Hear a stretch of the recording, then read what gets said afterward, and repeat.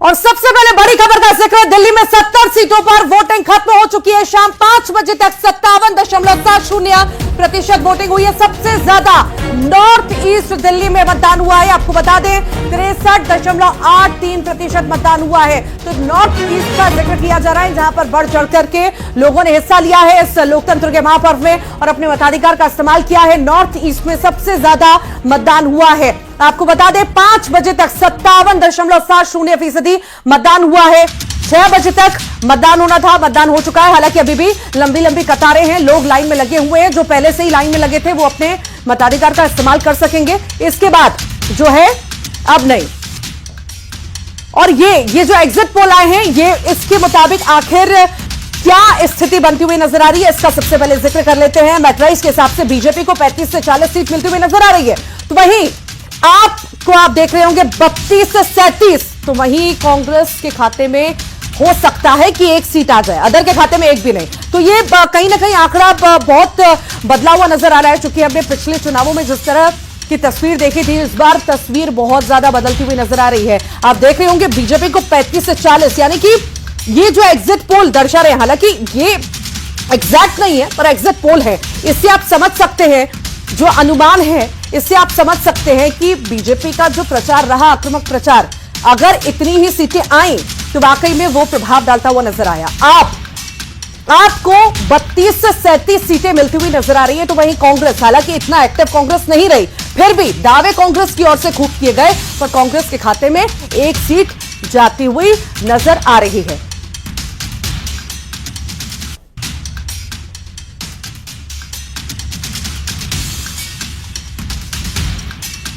तो दिल्ली की 70 सीटों पर चुनाव आज हुआ है, समाप्त हो चुका है चुनाव। और मैट्राइज के हिसाब से आप ये तस्वीर देख रहे हैं, एग्जिट पोल का हम जिक्र कर रहे हैं। बीजेपी के खाते में 35 से 40 सीट जाती हुई नजर आ रही है। आपके खाते में 32 से 37 सीटें जाती हुई नजर आ रही है। कांग्रेस का अगर हम जिक्र करें तो एक सीट कांग्रेस के खाते में जाती हुई नजर आ रही है। अदर के पास कुछ भी नहीं है, अन्य के खाते में कुछ भी नहीं जा रहा है। इस बार बड़ा बदलाव हम ये देख रहे हैं कि जो कई सारी जगह पर, और जो आंकड़ा केजरीवाल ने पिछले चुनाव में जो बहुमत मिली थी, वो इस बार मिलती हुई नजर नहीं आ रही है। एग्जिट पोल के हिसाब से हम आपको बता रहे हैं कि इस बार कहीं ना कहीं जो दमखम है वो आपका आम आदमी पार्टी का वो कम होता नजर आ रहा है। बीजेपी ने जो प्रचार प्रसार किया, इतने दिनों तक दमखम जो दिखाया, कहीं ना कहीं उसका असर भी हम देख रहे हैं। इसलिए बीजेपी के खाते में कहा जा रहा है कि 35 से 40 सीट जा सकती है। और बीजेपी लगातार दावा भी करती आ रही है कि इस बार कुछ भी हो जाए, आप देखिएगा,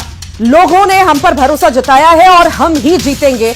लोगों ने देखा है कि आखिर लोगों को किस तरह से आम आदमी पार्टी ने चूना लगाया है, ये बार बार बीजेपी कहती रही।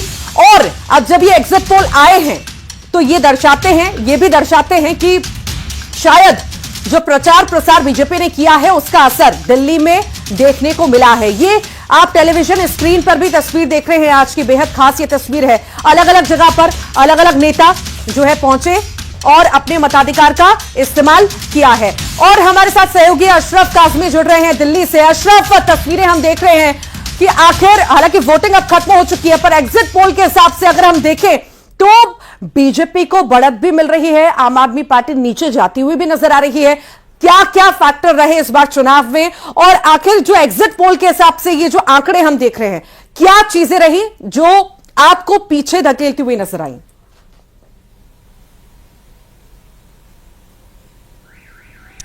देखिए ऋतु, जो आंकड़े हैं एग्जिट पोल के वो तो साफ दिखा रहे हैं कि भाजपा का हाथ ऊपर है। वो हालांकि वो भी अभी जो पूर्ण बहुमत की हो, जो जादुई आंकड़ा होता है 46 का, वहां तक नहीं है, उससे नीचे ही है। लेकिन ये है कि वो आम आदमी पार्टी से ज्यादा सीटें एग्जिट पोल में उसके पास हैं। 35 से 40 सीटें ऊपर भाजपा को दिखाया गया है, जबकि 32 से 37 सीटें के करीब आम आदमी पार्टी के पक्ष में। लेकिन ऋतु, यहाँ पे एक बात ये भी देखने वाली है कि जो वोटिंग परसेंटेज है वो बढ़ा है।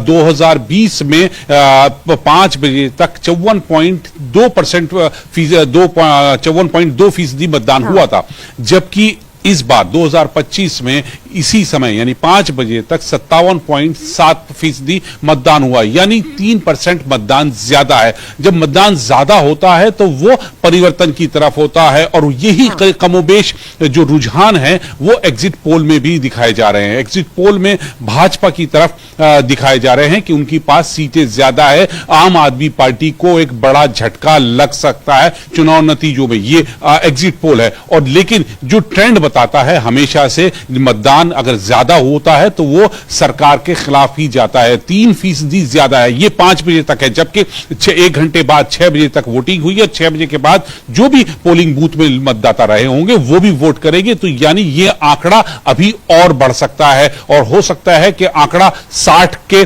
से ऊपर चले जाए, और यह भी हो सकता है कि कहीं 70% के आसपास ये जो आंकड़ा है पोलिंग का, मतदान प्रतिशत का, वो पहुंचे। तो वो थोड़ा सा इंतजार करना पड़ेगा। लेकिन एक चीज साफ हो गई है कि मतदान 2020 विधानसभा चुनाव से ज्यादा हुआ है, और वो ज्यादा मतदान आम आदमी पार्टी के लिए खतरे की घंटी है, क्योंकि अभी तक का तो यही ट्रेंड रहा है कि जब मतदान ज्यादा होता है तो वो परिवर्तन के लिए होता है, वो दूसरा सत्ता परिवर्तन के लिए होता है। तो इस बार हो सकता है कि भाजपा का जो 27 साल से सूखा है वो इस बार खत्म हो जाए, वो सत्ता पर किसी तरह से पहुंचे और पूर्ण बहुमत वाली सरकार शायद बना ले, और ये भी हो सकता है कि वो गठबंधन करके सरकार बनाए। लेकिन ये एग्जिट पोल है, अभी इसके नतीजे नहीं है। नतीजे 8 तारीख को आएंगे, तब पूरी स्थिति पता चलेगी। लेकिन ये जो बात हो रही है सिर्फ और सिर्फ आंकड़ों की हो रही है, अंदाजे की बात हो रही है, और जो ट्रेंड होता है उसकी बात हो रही है। ऋतु,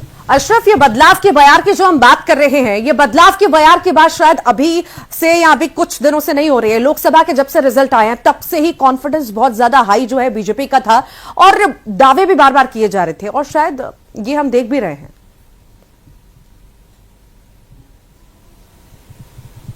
देखिए ऋतु, ऐसा नहीं है। 2019 में चुनाव हुए थे लोकसभा के, तब भी भाजपा के पास पूरी सातों की सातों सीटें थी। लेकिन उसके 1 साल बाद 2020 में विधानसभा चुनाव है, लेकिन बंपर जीत आम आदमी पार्टी को मिली थी।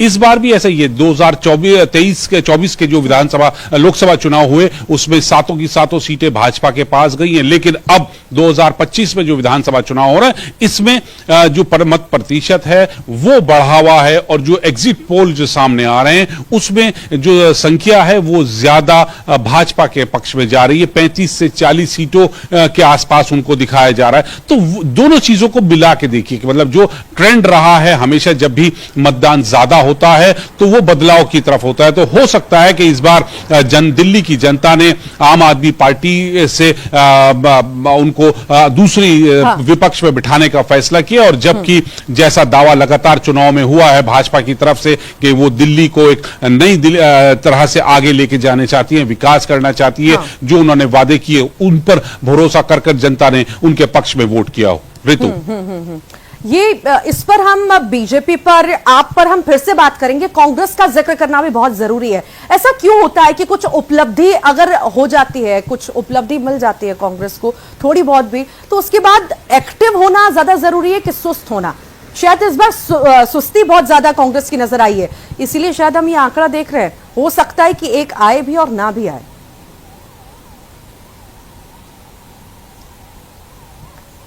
देखिए कांग्रेस का यहाँ बहुत बुरी हालत है। जब से शीला दीक्षित यहाँ से गई है उसके बाद से कांग्रेस की दिल्ली में जो स्थिति है सब जानते हैं, बहुत खराब है, और कमोबेश पूरे देश में है। लेकिन अभी 2024 के जो विधानसभा लोकसभा चुनाव हुए थे इनको मजबूती मिली, ये एक अच्छा इन्होंने काम किया। लेकिन अब जैसा 2025 के विधानसभा चुनाव में इनको प्रदर्शन करना चाहिए था वो उस तरह से वो नहीं कर पाए। जिस तरह से इनको एक्टिव होना चाहिए, जैसे भाजपा ने बहुत मजबूती के साथ चुनाव काफी पहले से तैयारी कर दी थी और तमाम बड़े नेताओं को यहां दिल्ली में उतार दिया था, इस तरह की तैयारी न तो कांग्रेस में नजर आई, ना ही उनके तरह बड़े चेहरे जो हैं वो चुनाव मैदान में उतरे। हां, आखिर में जरूर कुछ लोगों ने यहां पे, चाहे वो राहुल गांधी हो, प्रियंका गांधी हो, कांग्रेस अध्यक्ष मल्लिकार्जुन खड़गे हो, वो तमाम यहां आए और उन्होंने प्रचार किया। कांग्रेस के जो बताया जा रहा है, जो नजर भी आया है, वो यह आया है कि कांग्रेस के जो कैंडिडेट है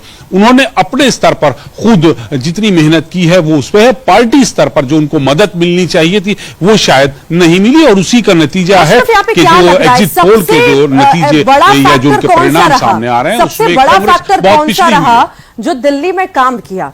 क्या अरविंद केजरीवाल का जेल जाना, शराब घोटाले में आरोप लगना तरह तरह के और मंत्रियों पर आरोप लगना, अंदर की गुटबाजी होना, ये सब कहीं ना कहीं मेन कारण बने?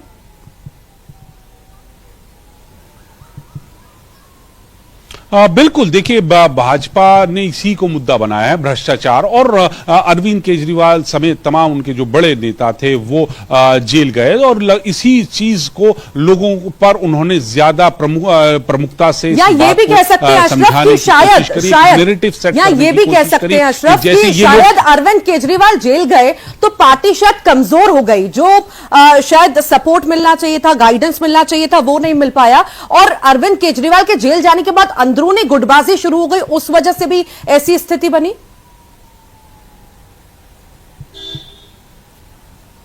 बिल्कुल, अंदरूनी गुटबाजी भी है, लेकिन जो नैरेटिव सेट किया बीजेपी ने और जिसको आम आदमी पार्टी लेके आती थी कि वो बहुत ईमानदार हैं, साफ छवि वाले हैं, उसी नैरेटिव को बीजेपी ने पलट दिया। उन्होंने साबित किया कि कैसे इन लोगों ने भ्रष्टाचार किया, कैसे ये लोग आरोपी है और जेल गए हैं। तो वो चाहे वो शराब घोटाला हो या दूसरे घोटाले हो, दिल्ली जल बोर्ड का हो, कई तरह के घोटाले बीजेपी ने उजागर किए और जो आम आदमी पार्टी की साफ और ईमानदार वाली जो छवि थी उसको उन्होंने खराब किया और उसके लिए उन्होंने सबूत दिए कि कैसे इनके जो मंत्री हैं वो तिहाड़ जेल में गए और कई कई महीने वहां पे गुजारे हैं। इस चीज को उन्होंने जनता के बीच में रखा, नैरेटिव सेट किया और हो सकता है कहीं ना कहीं ये बात आम लोगों के दिल में भी घर कर गई। जी वाकई वाकई, और ये तो घर कर गई, पर यहाँ पर ये भी हमने देखा कि बीजेपी ने जितना ज्यादा एक्टिवनेस यहाँ पर दिखाई और इतनी सारी रैलियां की, चाहे वो पीएम ने की हो, गृह मंत्री ने की हो, राष्ट्रीय अध्यक्ष ने की हो, योगी आदित्यनाथ ने की हो, इसका भी बहुत अच्छा खासा असर हमने अशरफ देखा है।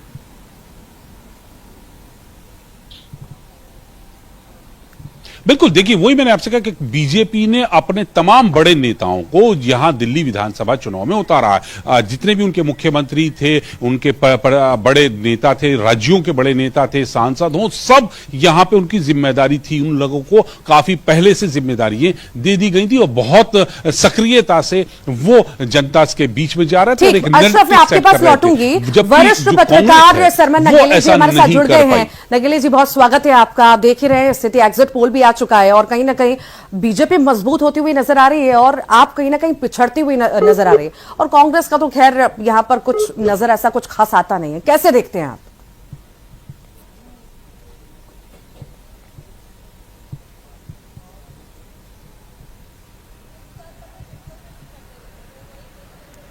नगेली जी, आपको मेरी आवाज मिल पा रही है? ठीक, फिर से मैं आपके पास लौटूंगी। शायद कोई नेटवर्क इशू है, इस वजह से बातचीत हमारी नहीं हो पा रही है। लगातार अशरफ हमारे साथ जुड़े हुए हैं। अशरफ, सिर्फ यही मुद्दा नहीं था, और भी कई सारे मुद्दे थे जिसको लेकर के लगातार बीजेपी भुना भी रही थी। चाहे सेफ्टी का अगर हम बात करें, सेफ्टी को लेकर लगातार बातें उठती रही हैं दिल्ली में, और इसको लेकर के एक दूसरे पर आरोप, चाहे बीजेपी आप पर आरोप लगाए, चाहे आप बीजेपी पर आरोप लगाए, पर यहां पर हल इसका निकलता हुआ दिखाई नहीं दिया। अशरफ,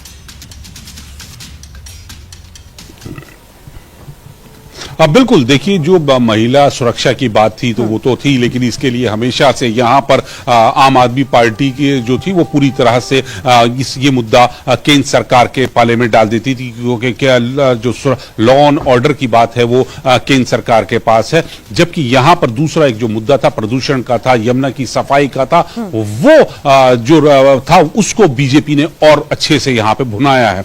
प्रदूषण उसी का जस का तस बना है, यमुना उसी तरह से गंदी हुई हुए। लगातार यमुना में जी आप तस्वीरें देखते हैं कि कैसे झाग है उसमें, चाहे वो छठ पूजा के दौरान की हो या उसके बाद की स्थिति हो। तो ये मुद्दा जो है वो बहुत आम लोगों के दिलों में है, उनसे जुड़ा हुआ है, क्योंकि यमुना से आस्था का मामला जुड़ा होता है। तो वहां कहीं ना कहीं लोग बाग यकीन करते हैं, क्योंकि 10 साल से पिछले अरविंद केजरीवाल को मौका दिया जा रहा था और उन्होंने कहा था कि हम 5 साल में यमुना को साफ कर देंगे, यहां पर बोटिंग होगी, जबकि ऐसा कुछ नहीं हो पाया। तो ये चीज जो है वो नहीं कर पाए। तो और बीजेपी ने इसको खूब अच्छे से भुनाया, जनता के बीच में रखा, उनके भ्रष्टाचार की बातें रखी, उनके झूठे वादों की बात रखी। तो जो नैरेटिव उन्होंने बीजेपी ने सेट किया उसकी तरफ जो मतदाता हैं वो उनका रुझान बढ़ा, उन्होंने यकीन किया और उसी का शायद नतीजा ऋतु कि जो एग्जिट पोल के नतीजे आ रहे हैं वो भाजपा के पक्ष में आ रहे हैं और आम आदमी को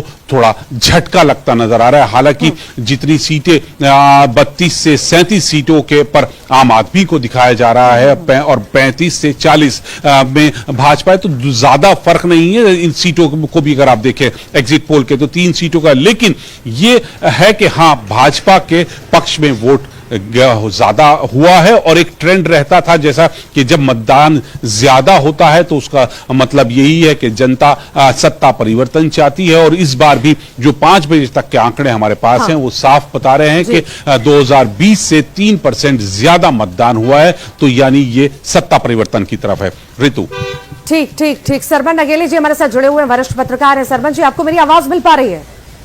मिल रही जी, जैसी तस्वीर अभी हम देख रहे हैं, कहीं ना कहीं बीजेपी को बढ़त मिलती, आप पिछड़ती हुई नजर आ रही है, किस तरह से देखते हैं?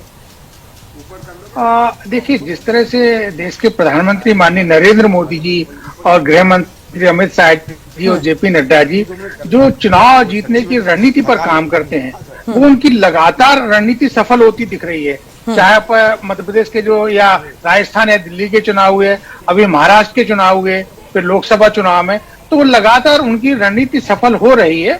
और अभी तो उनका एक अच्छा एक माहौल चल रहा है पूरे देश में, तो जो अभी रुझान आ रहा है उस रुझान के अनुसार तो कह सकते हैं एक जो आपका एग्जिट पोल है कि उनकी सरकार बनती हुई दिख रही है।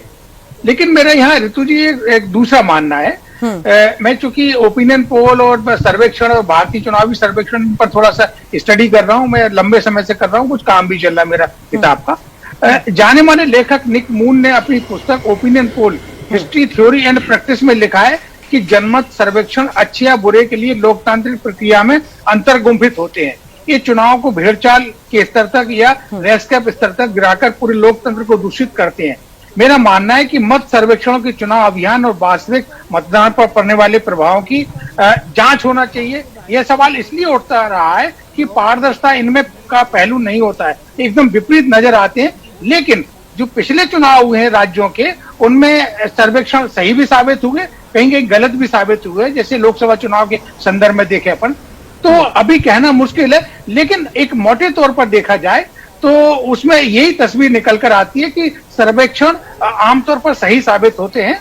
पुराने संदर्भों को देखेंगे, उत्तर प्रदेश के चुनाव को देखेंगे या बाकी चुनाव को, तो थोड़ा सा स्थिति उसमें भिन्न हो जाती है। एक दूसरा मेरा एक और कहना है कि जिस तरह से केंद्र की योजनाएं आपके पास लौटूंगी। गुलरेज शेख साहब हमारे साथ जुड़ गए हैं। गुलरेज जी, अब तो बीजेपी की सरकार बनती हुई एग्जिट पोल में नजर आ रही है, किस तरह से देखते हैं? क्या जो आपके नारे रहे, वादे रहे, शायद वही उसका ही असर दिख रहा है क्या? देखिए, नारे और वादों पर तो जनता का यकीन है भारतीय जनता पार्टी के ऊपर, क्योंकि उन्होंने देखा है कि बीजेपी जो कहती है वो करके दिखाती है, उसको जमीन पर उतार के नजर दिखाती है।